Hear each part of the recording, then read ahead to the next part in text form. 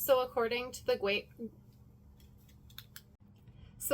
Wikipedia, self-publishing is the publication of a media by its author at their own cost without the involvement of a publisher. And I'm sure you're like, yeah, I've looked up the definition of self-publishing before, but like, what is it really? Like, what does it feel like? I'll tell you.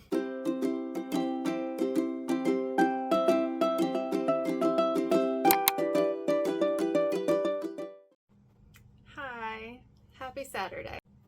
So I said that so I would force myself to submit this video and get it finished by Saturday so I could publish it.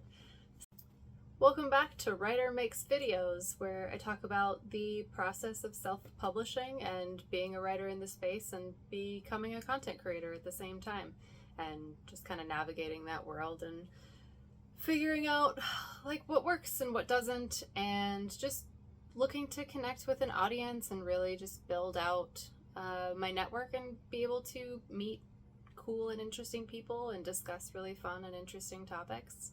So I hope you'll stick with me through this. I have a couple of videos that I've already posted, just kind of introducing myself. So if you're interested in that, you can check that out. But today I'm going to be talking about what exactly self-publishing is. What is it? How does it differ from traditional publishing? Why I chose self-publishing specifically without trying to go into traditional publishing, and determining whether or not self-publishing is right for you, because it's not necessarily a route for everyone. I think that everyone could be a self-published author if they wanted to. I think that there's a lot of really great potential for the space, and I think that there's a lot of really fun and really freeing sort of control that you get when you're in the self-publishing space that you wouldn't normally get with traditional publishing. So a few things that you can ask yourself when you're determining whether or not self-publishing is for you. You can answer a few questions. Do I have the time to complete this project from beginning to end? How much time do I have to complete this project from beginning to end? Do I want to own my work, or do I feel like I would prefer it in the capable hands of a traditional publisher?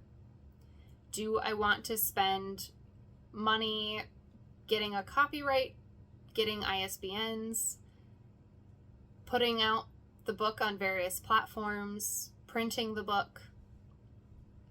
What kind of cost am I willing to invest in this project? Am I willing to build an audience? Is another question that you can ask yourself. Am I willing to put myself out there on social media and be my own advocate for my book and my own sort of cheerleader for my book? Am I willing to go out there and shout it from the rooftops that I've written this book all on my own accord and put it out there for the world to see? Self-publishing is learning to wear many hats. Self-publishing is doing a lot of research and development and kind of just figuring out what works best for you. Every self-publishing story, and this is what is so great about the space, every self-publishing story is really unique to the author. Every self-published book in itself is also very unique. And I think that it's a little more artistic in that way for a space that has been so kind of rigorously outlined and processed by traditional publishing, that you can really find yourself in the self-publishing space and find somewhere that works really well for you. But what the determination of how self-publishing, whether or not your self-published venture is going to be successful or not, is whether or not you're willing to be an absolute advocate for your work, and whether or not you're willing to kind of put yourself out there and connect with an audience. If you're not looking to make it super huge with your book and you just kind of want to publish a work and share it amongst your friends or a small community, that's great. The self-publishing space is a really cool spectrum that people can find themselves in for all ranges of involvement and cost, and as well as the kinds of writing that you can produce in self-publishing. The one key difference between self-publishing and traditional publishing is that in self-publishing, you own all of the rights and royalties to your work. With traditional publishing, it's a one-time sale, and the publisher takes on all of the rights and responsibilities of your book in order to publish it, market it, and distribute it. And for some people, that's really great. That's a super easy process that feels a lot safer and a lot more secure for people than trying to do it on their own in the self-publishing space, because self-publishing is a little misleading as a term. It's not really self-publishing, it's self-printing. And I think that's the biggest truth. When you're in self-publishing, you're more so a marketer and an influencer of some kind, and also an artist. Like, I don't want to discredit this space at all. I love this space. I love the fact that I have willingly chosen this route. But it's true, like, a lot of the majority of the work that you're going to be doing is determining how to get your book printed and how to do it properly. So I will be discussing in further videos a little more specific topics, such as where should I get an ISBN? What's the benefit of registering a copyright? How can I do my own cover art? What kind of resources are there for covers? What kind of resources are there for outlining my book and things like that? There's a lot of steps inside of creating a book that even I didn't really realize when I first entered this space. So getting back to self-publishing is really wearing many hats.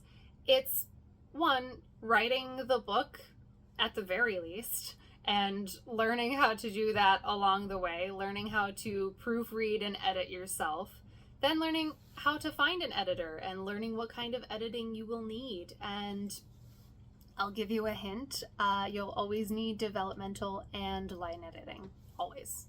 It's going to help you in the long run to find somebody that does that. And I talked in my last video of how I found my editor. I found them via Upwork.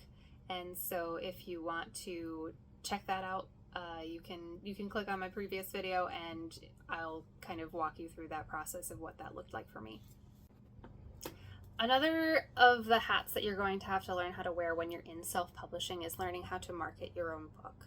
So there is the general practice of being on social media and reaching out to fellow authors, fellow writers, people that are interested in whatever genre you are writing in. That's another really great way to kind of hone in on the audience that you'll be trying to reach with your book, is finding out who likes to read the same kind of genre that you do. And it's okay to start with your friends and hope that your friends tell their friends, and you can ask your friends to tell their friends. It's okay, especially if they want you to succeed. I think that it's a pretty safe bet to just kind of reach out and share the work that you've done, because further into the process as you get along, as you've written the book, you've edited it, or you're starting to edit it, you're opening it up and you want people to read it, you're going to want to have started to build an audience on social media already. So even if you're not quite finished with the book, like I'm still in the third round of editing, and I start working with my editor in the middle of February.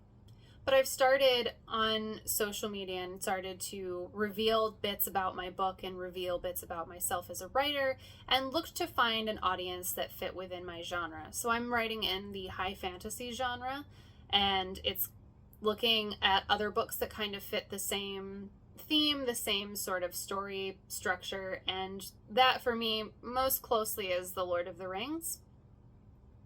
I know for fantasy that's kind of a really vague book, but I really do mean it when I say that my book is very closely aligned with the kind of themes and characters and transcontinental odyssey as The Lord of the Rings. So if you're interested in that kind of thing. I will have a link below on how to become a beta reader, so you get a free book out of this video if you decide to sign up. That's the kind of things that you'll want to think about starting to do. So if you want to just sit on social media for a little bit and go through certain hashtags for your genre, for other writers, for indie authors and things like that, find the kinds of hashtags, and I'll have kind of a display here of a few hashtags that I use, so you'll get an idea of what I've used and that you can start implementing on your own social media posts. But it's mainly learning how to just engage and being a part of the community yourself, getting in there and letting people know that you're entering the space. So it's okay to start really early in the process and kind of build that up. And as you're building up the audience in the social media space, you'll also be learning how to craft more posts, and you'll learn what works and what doesn't. And you'll probably find a lot of interesting people along the way who are actually just there and willing to support you in what you do. Then as you get closer to the development and publication of your novel, you're going to want to hone in on the kinds of posts that you create about the launch and things like that. I will cover that as I get closer to launch. This is kind of a following with me in real time sort of series. So you'll be able to see where I'm at currently, where I go, and I will hopefully bring you along with me in all of this. But I hope that's kind of answered most of what I set out to do in this video. It's a little bit of a shorter one for this topic, just kind of introducing you to what self-publishing is and hopefully giving you a few tips and insights into how to maybe start connecting with an audience, because that's the biggest part of the self-publishing space that I think is really unique, apart from the traditional publishing space, is that we get to make a lot of interesting friends along the way. We don't have to sit siloed in a traditional publishing house. There are a lot of really great traditional authors who are published who are on social media. So the field is totally open.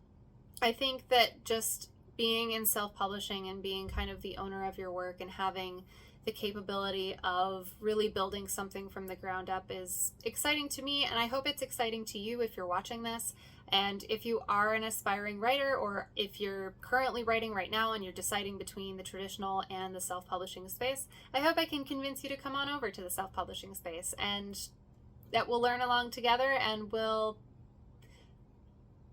make great books, and we'll send them out to the world and support each other as best we can from our respective sides of the screen. Thanks for joining me in this one, and I'll see you in the next one.